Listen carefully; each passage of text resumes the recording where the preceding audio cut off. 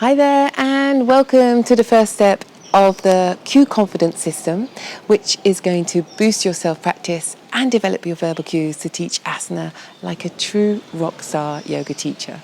So in this course, we're going to be focusing on the Tadasana Dynamic, which is the blueprint for all asana. And this blueprint takes all the guesswork out of the practice and teaching of asana. So everything that you learn here is going to be strengthening your ability to transmit the practice of asana to your students using a standard set of effective verbal cues. And you know, myself and the other yoga teachers on the tribe trainings always make a silly little joke that we yoga teachers are actually quite boring because we are always repeating the same thing. Because once you have verbally cued the alignment, the dristi, and any modifications, and your students are in the posture, practically all other cues come from the Tadasana Dynamic. So as you are expertly guiding your students with verbal cues from the Tadasana Dynamic, you will simultaneously be guiding them to engage the bandhas, free the breath, and release the spine. So what this means is you will automatically be teaching the fundamentals: foundation, core, bandha, and breath.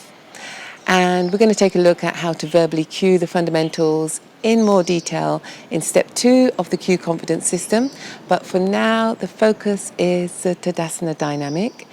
And before we jump into the first tutorial, I want to mention that it's good to keep in mind that as you begin to deepen your asana practice, you will start to understand and feel how all actions are happening simultaneously. It's one dynamic, it's one single expression.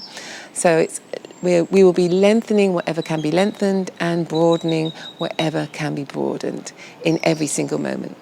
But because language is linear, we have to learn step by step, one action after the other.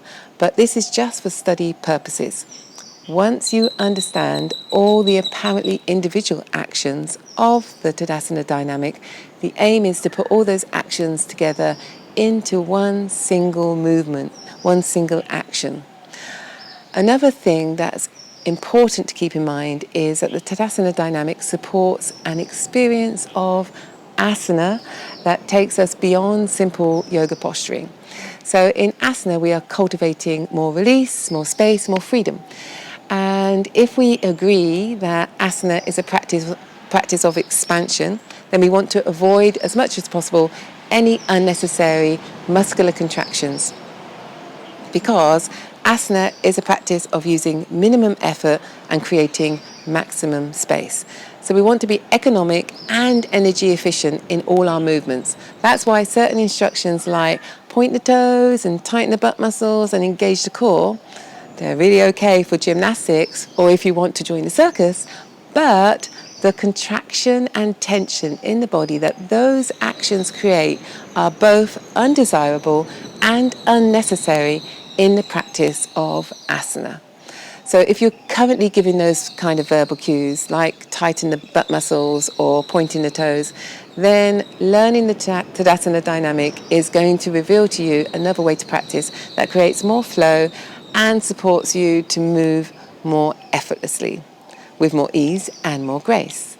And at the same time, this way of practicing is going to be supporting much more space and release in the body. Anyway, no matter where you're at, if you are refreshing these teachings or if you are new to these teachings, I'm really excited that you are here, because knowing and applying the Tadasana Dynamic on the mat or when you are teaching is such a game changer.